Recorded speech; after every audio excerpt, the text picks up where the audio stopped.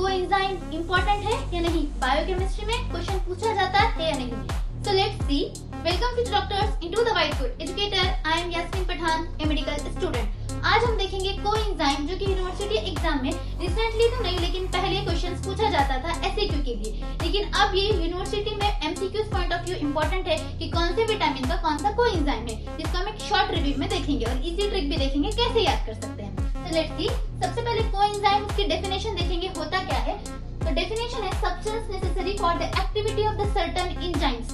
Coenzyme क्या है? ये एक ऐसा सब्सटेंस है जो नेसेसरी है किसी भी एंजाइम की एक्टिविटी करने के लिए। और एंजाइम क्यों जरूरी होते हैं? विटामिन को यूटिलाइज करने के लिए। तो इनडायरेक्टली कोएंजाइम क्या है? हमारे विटामिन को किस तरह से डाइजेस्ट यूटिलाइज कर सकता है, उसे वो फूड से किस तरह से एनर्जी गेन कर सकता है, उसी को हम क्या बोलेंगे? Coenzyme in simple language. तो हम देखेंगे किसका कोएंजाइम क्या है।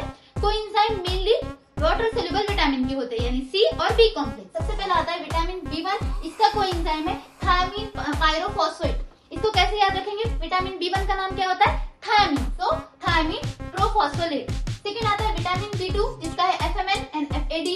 विटामिन B3 का होता है FAD and NADP। Vitamin B5, इसका होता है कोएंजाइम A। विटामिन B6, जिसका होता है पायरोडॉक्सिल फॉस्फेट।